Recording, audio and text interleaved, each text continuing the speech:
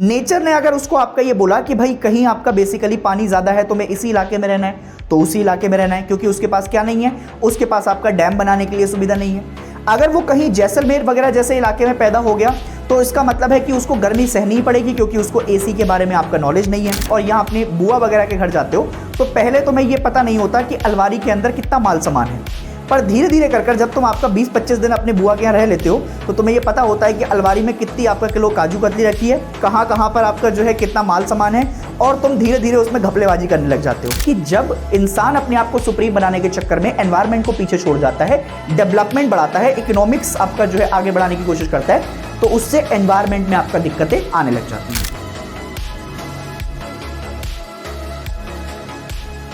Geography वाले आ गए हुए, क्या हालचाल है सभी के। मैं अभिषेक पांडे स्वागत करता हूं आपका इस वीडियो के अंदर, जहां पर आज मैं आपको बताने जा रहा हूं जो हमारा चैप्टर है ह्यूमन नेचर स्कोप वाला जो चैप्टर हमारे पास आता है, उसके अंदर एक बहुत ही इंपॉर्टेंट कंसेप्ट है जहां पर बच्चा हमारा बहुत ज्यादा परेशान रहता है।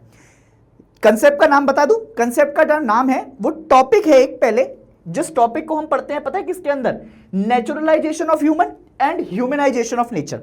इसके अंदर जब आप जाते हो तो आपको कंसेप्ट दिखाई देते हैं एनवायरमेंटल डिटरमिनिज्म, पॉसिबिलिज्म, और पॉसिबिलिज्म के बाद जो तीसरा कंसेप्ट आता है वो आता है आपके पास नियो डिटरमिनिज्म।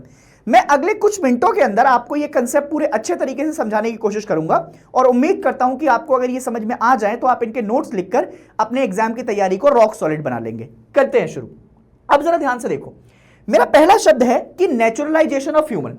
देखो, नेचुरलाइजेशन ऑफ ह्यूमन को जब तुम समझते हो तो नेचुरलाइजेशन ऑफ ह्यूमन का मतलब होता है कि जब ह्यूमन सिर्फ आया है, और चल किसकी रही है, ज्यादातर चल रही है सिर्फ आपका नेचर की यहां पर। तो जब नेचर आपके पास कैसा है, नेचर आपको बता रहा है कि आपको किस तरीके से रहना है, किस इलाके में रहना है, कैसे आपको रहना पड़ेगा, वो सारे आपको गाइडेंस किसकी तरफ से आ रहे हैं, वो सारे गाइडेंस आपको आ रहे हैं नेचर की तरफ से। तो हम उसको क्या कहते हैं, हम उसको कहते हैं नेचुरलाइजेशन ऑफ ह्यूमन। और दूसरा पॉइंट आपका निकल कर आता है ह्यूमनाइजेशन ऑफ नेचर। अब ह्यूमनाइजेशन का नेचर का मतलब क्या हुआ, ह्यूमनाइजेशन ऑफ नेचर का मतलब होता है कि जब इंसान ने धीरे धीरे कर अपने आप को इवॉल्व कर लिया और उसने नेचर या प्रकृति की बहुत सारी चीजों को समझ लिया है, तो अब वो उसी नेचर से आपका क्या कर रहा है, अपने आसानी के लिए, अपनी चीजों को आसान बनाने के लिए काम करता हुआ चला जा रहा है। इसको और आसानी से आपका समझेंगे कहां पर, इसको समझेंगे आपका बेसिकली एनवायरमेंटल डिटरमिनिज्म के साथ। कंसेप्ट का नाम है एनवायरमेंटल डिटरमिनिज्म। एनवायरमेंटल डिटरमिनिज्म में मैंने आपका एनवायरमेंट की फोटो लगाई हुई है। इसका क्या मतलब हुआ, इसका मतलब यह होता है कि जब इंसान यानी कि आपका ह्यूमन पूरी तरीके से डेवलप नहीं कर पाया था, या सिर्फ वो आपका बेसिकली आया है, तो उसको जो गाइडेंस मिल रही थी वो किसकी तरफ से मिल रही थी, नेचर की तरफ से। नेचर ने अगर उसको आपका ये बोला कि भाई कहीं आपका बेसिकली पानी ज्यादा है तो मैं इसी इलाके में रहना है, तो उसी इलाके में रहना है, क्योंकि उसके पास क्या नहीं है, उसके पास आपका डैम बनाने के लिए सुविधा नहीं है। अगर वो कहीं जैसलमेर वगैरह जैसे इलाके में पैदा हो गया तो इसका मतलब है कि उसको गर्मी सहनी ही पड़ेगी, क्योंकि उसको एसी के बारे में आपका नॉलेज नहीं है। अगर उसको यह पता लग गया कि भाई आपका ये जितनी भी आपका एसी वगैरह छोड़ो, ठंडे इलाके में पैदा हो गया मैं कहीं पर, तो उस ठंडे इलाके में आपका गर्मी कैसे पैदा करनी है, आग का कंसेप्ट कहां से आना है, ये सारी चीजें बेसिकली इंसान को नहीं पता थी। तो जैसा नेचर हमको गाइड करता जा रहा था, नेचर की तरफ से जो आपका इंस्ट्रक्शन आते जा रहे थे, उन्हीं को फॉलो करते हुए बेसिकली इंसान क्या कर रहा है, इंसान अपनी जीवन जितने भी आपका यापन कर रहा था वो सारा इस फॉर्मूले के अंदर आपका कर रहा था। तो इसका मतलब क्या हुआ, यहां पर जो एनवायरमेंट है हमारा, एनवायरमेंट थोड़ा सा आपका सुप्रीम दिखाया गया है, पूरी तरीके से complete supreme, answer is no, थोड़ा सुप्रीम दिखाया गया है। वो ह्यूमन को गाइड कर रहा है और किस हिसाब से आपका बेसिकली चीजें चल रही हैं, तो वो पूरा आपका एनवायरमेंट के ऊपर डिपेंडेंट है। इसी का जस्ट अपोजिट फ्रेम तुम देखोगे तो इसी का अपोजिट फ्रेम क्या निकल कर आता है, इसी का अपोजिट फ्रेम है आपका पॉसिबिलिज्म। पॉसिबिलिज्म में हम क्या कहते हैं, पॉसिबिलिज्म में बेसिकली हम पॉसिबिलिटीज ढूंढ लेते हैं। कैसे पॉसिबिलिटीज ढूंढ लेते हैं कि अब मैं जब आपका बेसिकली किसी धरती पर, जैसे एग्जांपल के तौर पर इसको ऐसे समझो, जब तुम किसी नए शहर में जाते हो और यहां अपने बुआ वगैरह के घर जाते हो तो पहले तुम्हें यह पता नहीं होता कि अलमारी के अंदर कितना माल सामान है, पर धीरे धीरे कर जब तुम आपका 20-25 दिन अपने बुआ के यहाँ रह लेते हो तो तुम्हें ये पता होता है कि अलमारी में कितनी आपका किलो काजू कतली रखी है, कहाँ कहाँ पर आपका जो है कितना माल सामान है, और तुम धीरे धीरे उसमें घपलेबाजी करने लग जाते हो। तो पॉसिबिलिज्म में भी आपका क्या होता है, पॉसिबिलिज्म में भी ऐसा ही है। जो हमारा ह्यूमन है, ह्यूमन को रहते हुए आपका धरती पर क्या हो गया, धरती पर रहते रहते आपका टाइम हो गया है, टेम हो गया अभी प्रॉपर। तो जब टेम लगेगा, उसको तो टेम लग गया, अब वो टेम जो था वो टेम यहां पर लगा, अब वो टेम से आपका आगे बढ़ गया है। तो अब जैसे जैसे नेचर उसको बोल रहा है वो प्रॉपर उन्हीं चीजों का इस्तेमाल कर रहा है, पर नेचर से बहुत सारी चीजें लेकर वो अपनी सहूलियत के लिए अपनी चीजों को आसान करता हुआ चल रहा है। इसका क्या मतलब हुआ, इसका मतलब ये हुआ कि अब अगर मुझे आपका बेसिकली किसी ठंडे इलाके में रहना पड़ेगा तो मैं हीटर बना लूंगा, उसके अलावा कपड़े बना लूंगा। अगर मुझे किसी गर्म इलाके में रहना पड़ेगा तो मैं क्या कर लूंगा, तो मैं एकदम से आपका जो है बेसिकली एसी बना लूंगा। अगर तो मुझे और कुछ, जैसे मान लो खाने के लिए पहले आपका कच्चा खाना खाना पड़ता था, तो मैं आग जला लूंगा, आग का इन्वेंशन कर लूंगा।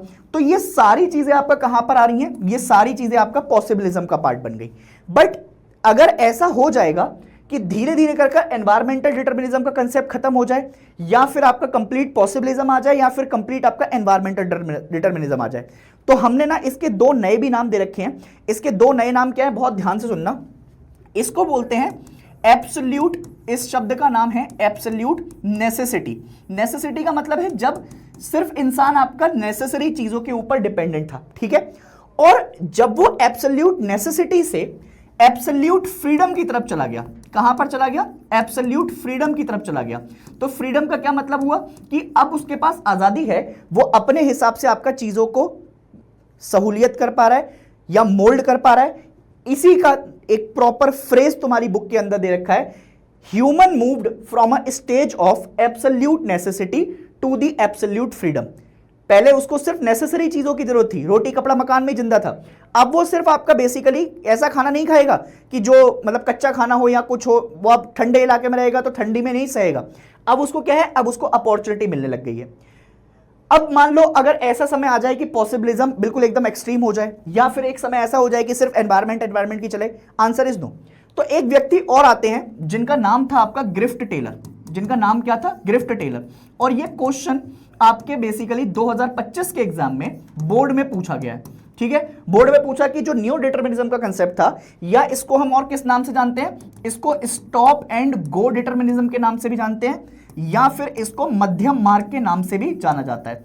तो अब ये कंसेप्ट किसने दिया, तो ये कंसेप्ट दिया ग्रिफ्ट टेलर ने। ये इस साल के पेपर में क्वेश्चन भी आया था। उन्होंने क्या बोला, उन्होंने कहा ना तो कभी ऐसा होना चाहिए कि कंप्लीट एनवायरनमेंट आपका सुप्रीम हो जाए, और ना ही कभी ऐसा होना चाहिए कि बिल्कुल पॉसिबिलिटीज हो जाए, सुप्रीम आपका जो है कौन हो जाए, इंसानी बन जाए। ये दोनों ही ऐसा ना हो, उनके बीच का आपका मार्ग अपनाओ, मध्यम मार्ग अपनाओ, और उसी को क्या बोला गया, उसी को न्यू डिटर्मिनिज्म के नाम से जाना गया। अच्छा, एनसीईआरटी के अंदर एक बहुत ही अच्छी लाइन लिखी हुई है जो बच्चों को आपका शायद समझ में नहीं आती है।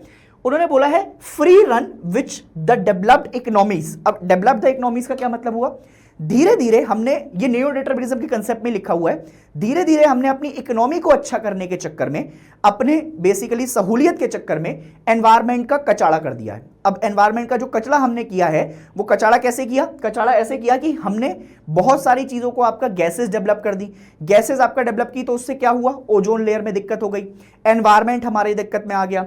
तो ये जो अटेम्प्ट थे हमारे किस चीज के करने के लिए, अटेम्प्ट थे हमारे आपका जो है ज्यादातर अपने आप को एनवायरनमेंट को पीछे छोड़कर इंसान को सुप्रीम दिखाने में, इसने बहुत सारी आपका परेशानियां भी दी। ग्रीन हाउस गैसेस बढ़ी, ओजोन लेयर में आपका इंपैक्ट आया। तो वो ये पूरा स्टेटमेंट है, वो यही कह रहा है कि जब इंसान अपने आप को सुप्रीम बनाने के चक्कर में एनवायरनमेंट को पीछे छोड़ जाता है, डेवलपमेंट बढ़ाता है, इकोनॉमिक्स आपका जो है आगे बढ़ाने की कोशिश करता है, तो उससे एनवायरनमेंट में आपका दिक्कतें आने लग जाती हैं।